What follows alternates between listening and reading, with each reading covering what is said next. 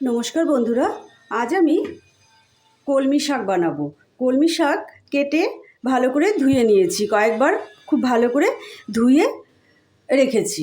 এবার আমি কড়াই বসিয়ে দিয়েছি। প্রত্যেকেই আপনারা কলমি শাক বানান, কিন্তু আমি কিভাবে বানাই সেটা একটু দেখুন। কড়াই বসিয়ে দিয়েছি, কড়াইতে আমি সর্ষের তেল দেব। এটা সর্ষের তেল দিয়েই ভালো হয়। 3 চামচের মতন সর্ষের তেল দিয়ে দিলাম। সর্ষের তেল দিয়ে এবার আমি একটা শুকনো লঙ্কা দেব আর কালো জিরা ফোড়ন দেব।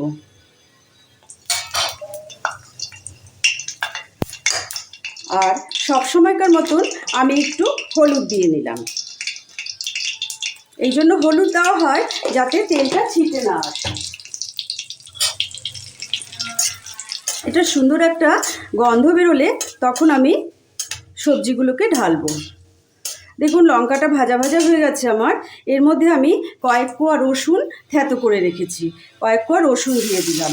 এবার গ্যাসের ফ্লেমটাকে লো করে দিলাম, নাহলে রসুনগুলো পুড়ে যাওয়ার সম্ভাবনা আছে।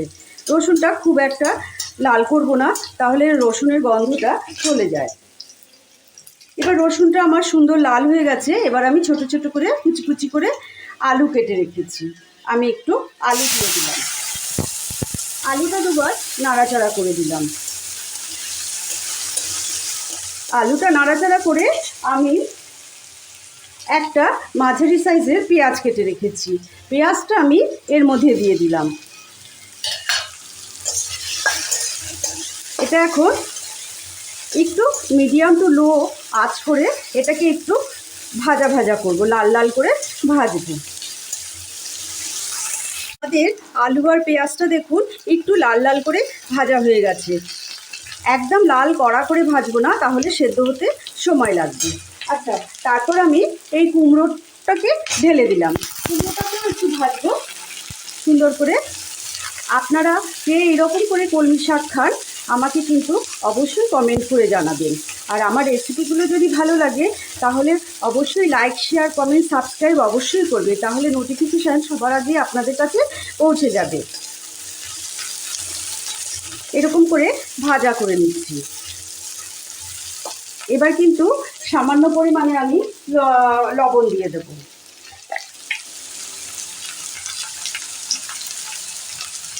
এইটুকু পরিমাণে আমি লবণ দিয়ে দিলাম। লবণ দিয়ে আবার এটাকে সুন্দর করে ভাজা করে নেড়ে দেব। এই ফ্লেমটা কিন্তু আমার লো টু মিডিয়ামেই আছে। কুমড়োটাকে একটু ভেজে নিলাম, এই জন্য ভেজে নিলাম, না হলে কাঁচা দিলে পরে কাঁচা গন্ধটা থেকে যাবে। কুমড়োটা তো তাড়াতাড়ি সেদ্ধ হয়ে যাবে, সেই জন্য আমি আঁচটা বাড়িয়ে দিয়েই কুমড়ো আলুটাকে ভেজে দিলাম। এবার আমি টমেটো কেটেছি, এই টমেটোটাকে দিয়ে দিলাম। টমেটোটাকে দিয়েও আবার একটু নাড়াচাড়া করে দিলাম। সুন্দর করে নেড়ে দিলাম। নেড়ে দিয়ে কলমি শাকটা আমি এখন সম্পূর্ণ দিয়ে দেব, আর ফ্লেমটাকে কিন্তু লো করে দেব।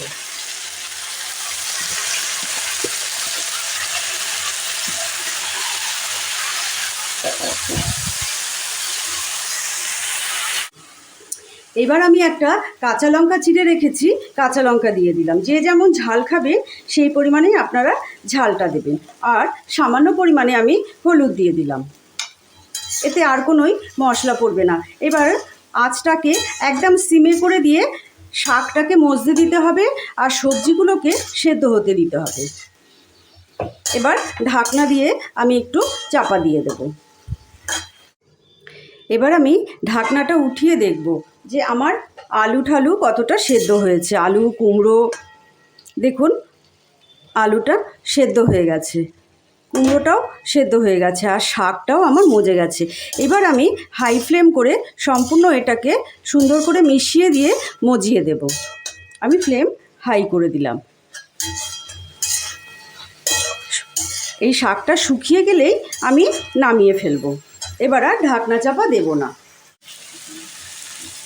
আমাদের শাকটা কিন্তু সম্পূর্ণ পরিমাণে হয়ে গেছে। এটাকে আপনারা শাক হিসেবেও খেতে পারবেন, আবার তরকারি হিসেবেও খেতে পারবেন। এটা দিয়েই কিন্তু আপনারা সম্পূর্ণ ভাত খেয়ে নিতে পারবেন।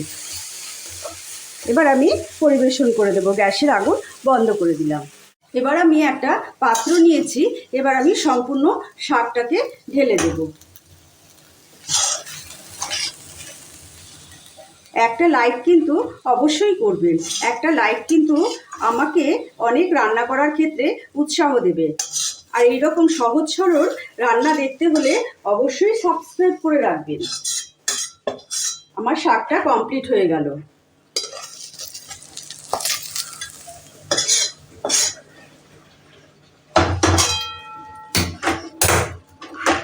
পরিবেশন করে দিয়েছি।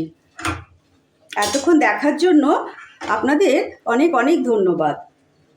আপনারা সুস্থ থাকবেন, ভালো থাকবেন। আবার কোনো দিন হাজির হয়ে যাব নতুন কোনো রেসিপির সঙ্গে।